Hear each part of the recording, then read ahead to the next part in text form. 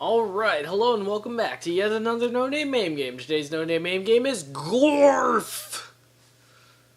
And...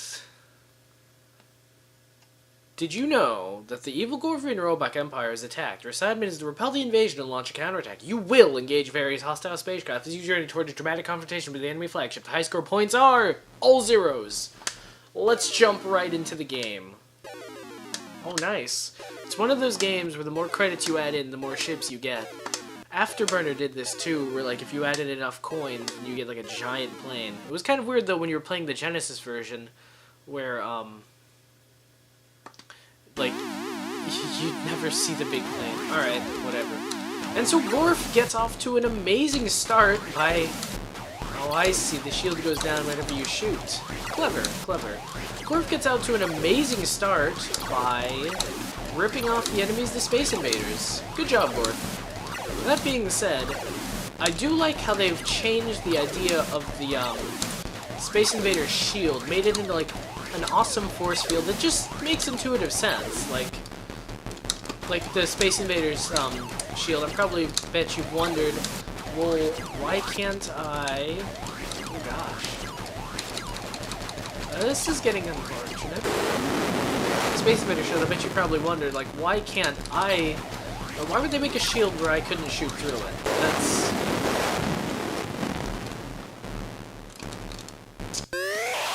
oh god, laser attacks? Wait, so they're done with ripping off... well, ripping. They're done with imitating space... homage. It's an homage. They're done with homaging Space Invaders, and now they're going into Galaga? These guys are clearly the homage masters of the arcade stratosphere. Still. And as I've failed to notice so far, or failed to mention so far, the controls are omnidirectional.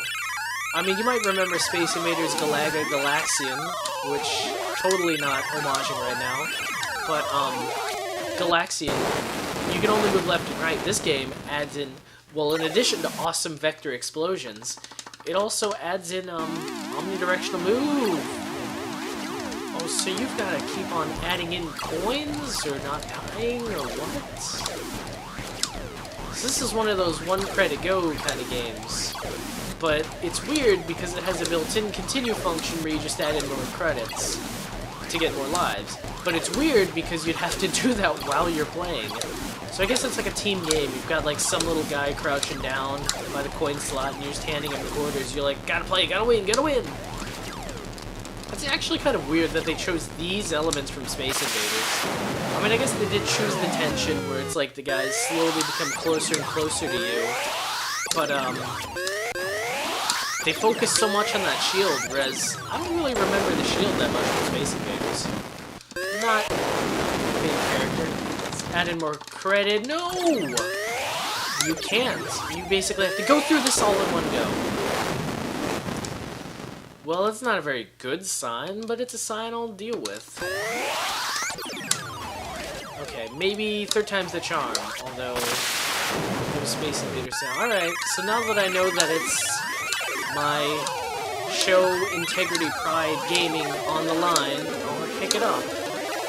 Or pretend like I'm picking up for a couple minutes, and then lose horrendously, and then say, blame it on the perspective.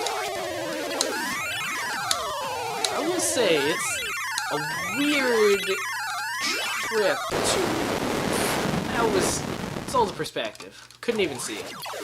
It is a real trip, though, to be able to move in, like, 8 directions in Galaxian. That's weird. Also, it's kind of weird, like, almost playing Galaxian, but not quite, where it's like, some of the movement patterns are just a little bit off, and it's Space Warp! So, I think the game they're going now is Gyrus, but they only took the background from Gyrus. They didn't actually take any of the gameplay, which, well, I mean, I'd say it's disappointing, but Gyrus wasn't really known for its gameplay. I really like its graphics, though. They're pretty nice graphics at Arrow, where Time Pilot was pretty good game. Or something. What am I saying? But we're just outwitting these enemies as they consciously outwit us. Huh. Oh, I see there are various score categories based on how rich the person is who put in the coins. Oh, max of 6. I see. These crafty guys. So it's like 50 cents for a real play, unless you want to be a stingy guy. Unless you're skilled but stingy. Then you only need 3 lives. It's an interesting idea. I don't quite agree with it in theory, but they're doing what they can. Huh. The shield, also like Space Invaders, doesn't last all that long. I will admit though, this shield is a lot more helpful.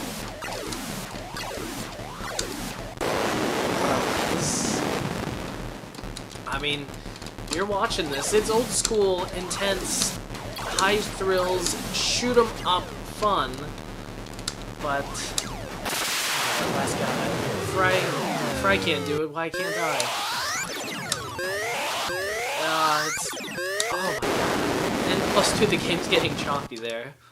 But, I don't know, I mean, this is really just, the skill. I mean, it's like back in the day, it's like, all the games, just these hardcore, raw-knuckle skill games, where it's like, you're skilled, you win, you're not skilled, well, hope you got a big allowance, sonny. But man, this game...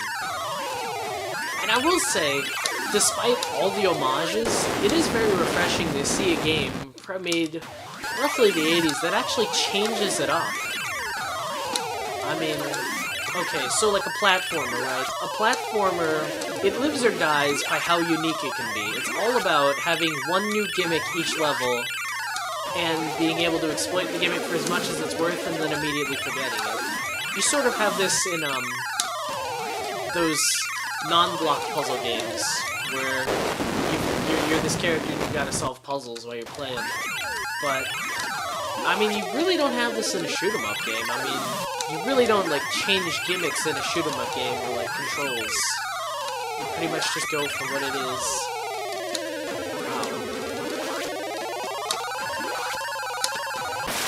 Alright, let's go space warping. This game is really intense. And I gotta appreciate that. I mean, it's trying out a bunch of different things, but at every time, it's smooth about it, it's classy about it, it makes it work. I gotta give props to that. That's definitely not something you see every game about this era. As I've been a little bit disappointed to find out in my travels. I mean, it's a little disheartening when you open up like every game from 1981 and they all play the exact same throughout the entire game as they do in the first level. That's almost unacceptable as a game. To have the audience be able to experience everything with like one as soon as they start. And as you've noticed, I've been all too happy to just put in another credit each time and like give it another go. This game, I mean, it's challenging, but it's fun. It's addictive. I want to see what happens next. I want to see what game they decided to homage. But damn, they make you work for it though. I think they really must have loved all of these games, because in playing them all, they know what makes a game good. And, I mean, they might have taken a couple scenarios and enemies from other games, but they had a real feel for why the games had those enemies. Like, why would you have a game like that? Although it is kind of interesting that they didn't borrow the control scheme for any of them. Maybe this whole game was designed as, like, a test to see what those other games would be like if you could move in full directions. And I want to give a quick little shout out to my arcade controller, who's performing like a champ right now. I mean, not every game it's ideally suited for, namely quiz games and mahjong games, but, it's just shoot 'em ups and fighting games are what it's all about, really. as far as arcade controllers go. So I'm doing quite well, but as you all know, by just merely uttering those words, I've instead cursed myself to lose immediately. But things are looking pretty good. Let's space warp with 4 lives. Okay. Maybe it'll be less. And I will say, despite your ship, like, initially seeming to move slow, it moves just fast enough that you can dodge everything, but just slow enough that you feel like you can't. It's a weird little balance you had to straddle back in the day, like how fast your ship goes. And also, too, in some games, they started doing it where you could change the speed at which your ship moves around. And, I mean, a little bit's personal preference. Actually, even like bullet hell games, they usually have a button nowadays. Just hold it down and you go slower. The reason you'd want to go slower is to like actually dodge things, actually dodge complicated bullet patterns. The reason you'd want to go fast, of course, is to shoot everything and get everything. So, yeah. Well, inevitably I had to die, but otherwise, I'm feeling pretty good. Let's see what's in the next stage. Space Warp Flagship. Is this the long-awaited, long-promised finale? I did like 1 pixel's worth of damage. And now he has a space shield. I'd say that's not fair at all, but come on. So not only is this an old arcade game, but it's an old arcade game that tells a story of a lone ship that defends Earth against the initial wave, but decides later to take the fight to them. And sure, he may have had to struggle through various hardships and dangers, but through a combination of luck, perseverance, and quarters, he was able to overcome all and make it to, I really am killing that thing pixel by pixel, huh? No!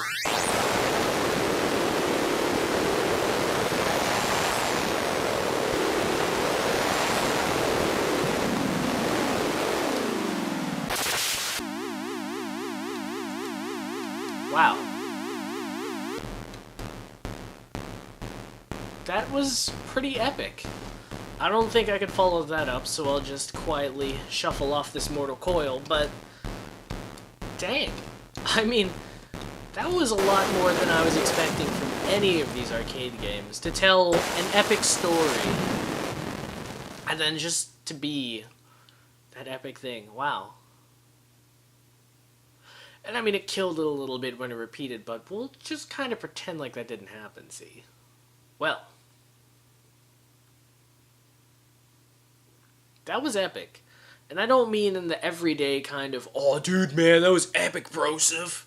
I mean that sort of in the, it really was an epic story. You started from nothing, you took it to them, and you gained experience. You had to walk through the valley, the nadir, and then you emerged victorious.